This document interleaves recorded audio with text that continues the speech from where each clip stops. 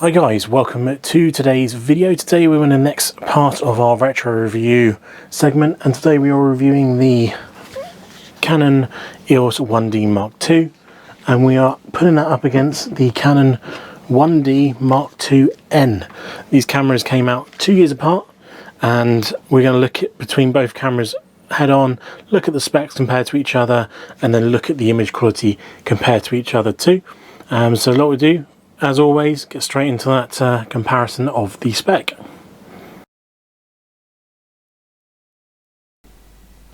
Okay, so we have the two cameras here side by side. We got the 1D Mark II on the left and the 1D Mark IIN on the right.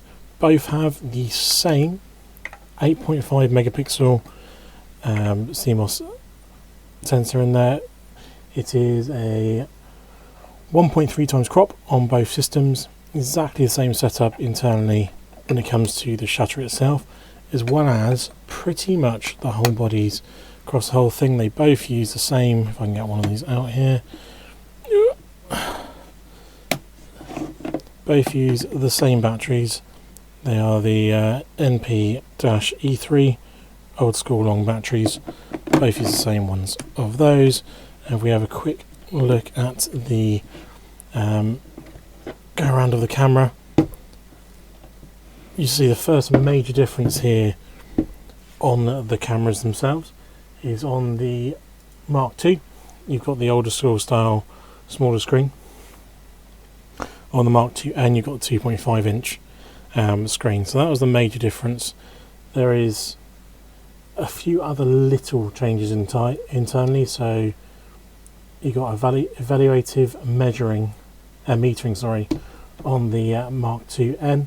You've got an improved buffer and picture style image parameters as well inside here, but everything else to do with the camera, so 8.5 frames a second, digit 2 image processor, everything like that, the actual cores of the inside of the cameras is exactly the same.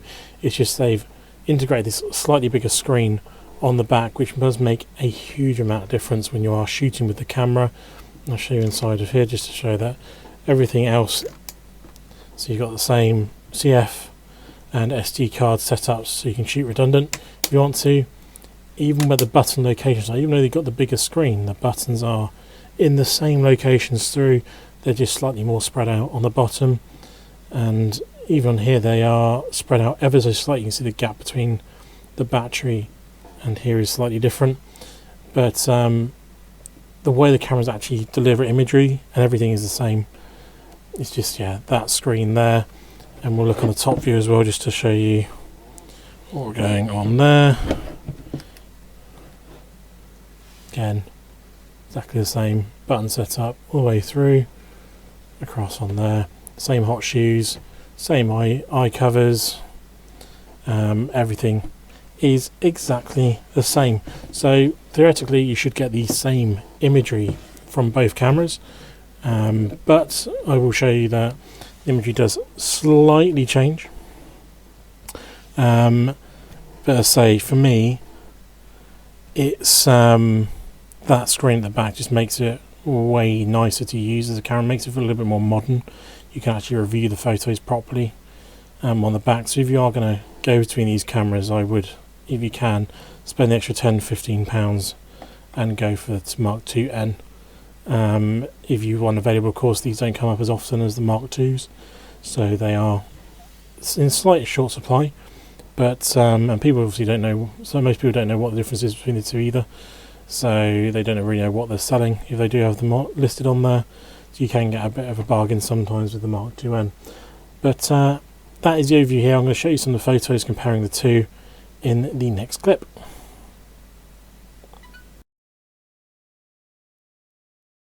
So here we have the first two photos. You've just seen the one on the left from the previous video, but same environment. The sun did annoyingly come out a little bit more when I was doing the photos for the 1D Mark IIN, but the colours and everything is still great. The detail on both images, absolutely great, and they should be because they are the same internal sensor. It's just good to compare from my point of view to make sure there were no secret tweaks to it inside from Canon, but as you can see, so the detail side is absolutely fine on both sides, both really nice well constructed images from the camera and great detail. And this is my second set of images here, and ironically it's probably quite good, but there's a little bit more light when I was using the 1D Mark II than the 1D Mark IIN, so you can kind of see that they both have that really nice highlight colour. But again, detail, so we're looking at the details here. Details on the bee on the left, really nice as well on the moth or butterfly. I'm never quite sure which one's which. I think it's a moth technically. But really nice colours on both, and the flower as well. Really nice colours on there. They're the same plant physically, and just really nice overall images, and very usable for 8 megapixels. You could crop these in if you wanted to. There's enough detail there to crop these in still, and just nice colours, nice detail, really well produced images by both cameras. So as you can see from everything we've gone through, the physical spec itself of the two cameras is the same, so they only came out 2 years apart. I still haven't really worked out why Canon decided to, after 2 years, kind of go, oh, do you know what, let's just bring out a bigger screen version of the Mark II. I don't know if Nikon brought out something like a mid product line update, and they were like, I've got to compete with this. But if you are going to buy them, you might as well just go with the 1D Mark IIN if you can. They're usually about £10–15 more in the UK than the normal Mark II. You get that bigger screen, which means you can see more details. You can kind of get a better idea of the image you've taken. With those older screens on the Mark I, the Mark IIs, you can't tell what you've got. You can't even tell what colouring looks like really from those screens. They're so basic, they're old school, they're very small, and they are just literally there to show you've taken an image. You can quickly check on the graph, does it look like it's going to be sharp? Does the colour profile look okay on the actual graph? But physically looking at the image, they're not great. Spend the extra few quid, get a 1D Mark IIN if you can, and you'll definitely just see a little bit of advantage through that, just for that reviewing images size. If not, if you want to collect them like I do, get a Mark II, get a Mark IIN, compare them both yourself. But I hope you enjoyed the video. Next week we're comparing the 1D Mark IIN versus the Mark III.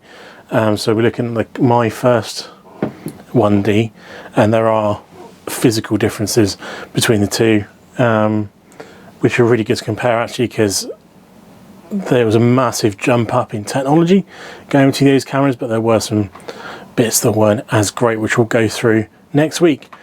As always, if you've got any videos that you guys want to see, please put them down in the comments down below. Let me know if you owned one of these cameras when they came out new, or have bought one since, and let me know what your opinions are on those cameras. And I will see you in the next video. See you again soon, and goodbye.